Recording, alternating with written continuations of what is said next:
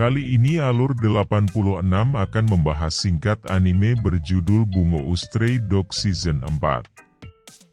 Selamat menikmati dan mendengarkan, matur suwun. HP Fukuzawa-san berdering, ada telepon memintanya bergabung dengan polisi militer, akan tetapi Fukuzawa-san menolaknya untuk bekerja sama dengan polisi militer.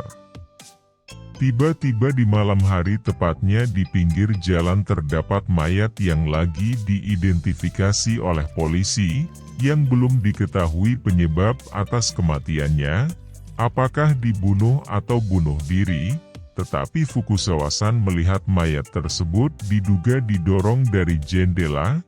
Fukuzawa-san langsung masuk ke gedung yang digunakan untuk mendorong mayat tersebut.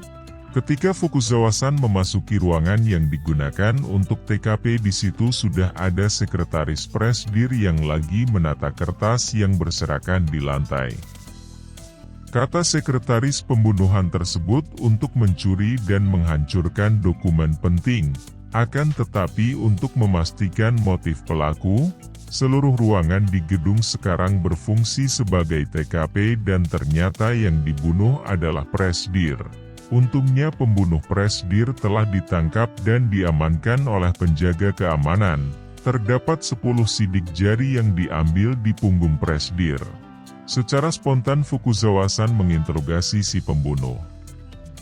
Tiba-tiba datanglah seorang anak muda yang akan melakukan penyelidikan terhadap pembunuhan Presdir.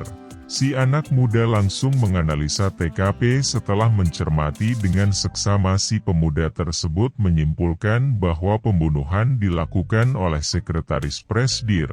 Semuanya terkejut mendengar perkataan si pemuda. Si pemuda menganggap bahwa sidik jari yang terdapat di punggung Presdir adalah palsu yang dibuat dari cetakan bahan. Mendengar itu sekretaris Presdir langsung panik dan menyuruh Fukuzawa mengusir si pemuda. Sekretaris ternyata menyewa pembunuh bayaran yang akan dijebak dan dijadikan tersangka pembunuhan Presdir. Fukuzawa-san langsung bergegas lari menghampiri tersangka. Ketika Fukuzawa-san akan menginterogasi si pembunuh bayaran, dengan cepat melompat mengambil pistol dan menembakkan ke kepala sekretaris Presdir, dan akhirnya seketika sekretaris Presdir tergeletak mati di tempat. Setelah kejadian itu Fukuzawa-san mengajak si pemuda untuk makan di kedai makan guna membahas tragedi pembunuhan tersebut.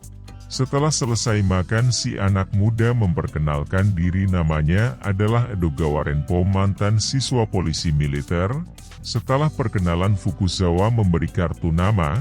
Tiba-tiba Edogawa Renpo pergi langsung ke telepon umum untuk menelpon Fukuzawa-san untuk meminta pekerjaan, dan diajaklah Edogawa Renpo untuk dikenalkan kepada klien Fukuzawa-san. Dengan senang hati Edogawa Renpo langsung menerimanya. Fukuzawa-san mengajak Edogawa Renpo ke tempat teater. Ternyata klien Fukuzawa-san sedang membutuhkan tenaga kerja buat bekerja di tempat teaternya. Di tempat teater terjadi ancaman pembunuhan kepada aktor dan para pemain teater. Fukuzawa-san dan Edogawa Renpo menemui salah satu aktor dan memberitahu untuk berhati-hati karena ada ancaman pembunuhan. Murakami Tokai adalah aktor pemeran utama di pementasan yang akan dilaksanakan di teater tersebut.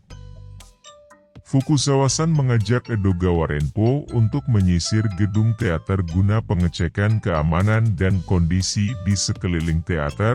Tiba-tiba Fukuzawa-san duduk sebentar dan membayangkan rasa ingin tahu kepada Edogawa Renpo kenapa bisa menganalisa kejadian pembunuhan Presdir dengan benar. Tanpa berpikir panjang, Fukuzawa-san meminta Edogawa Renpo untuk menilai tentang Fukuzawa-san. Edogawa Renpo bilang bahwa paman umuran sekitar 30 tahun, bekerja sebagai pegawai VIP, ahli bela diri, lajang, tidak punya rekan kerja, tidak kidal, ahli pedang, dan Edogawa Renpo bisa menebak pekerjaan Fukuzawa-san sebelumnya. membuat Fukusawa-san kaget dan secara tidak sengaja Fukusawa-san memukul Edogawa Renpo sampai terpental. Fukusawa-san langsung lari dan menghampiri Edogawa Renpo untuk minta maaf. Tiba-tiba acara pertunjukan teater akhirnya akan dimulai. Bersambung, jangan lupa tunggu part berikutnya. Matur suwun.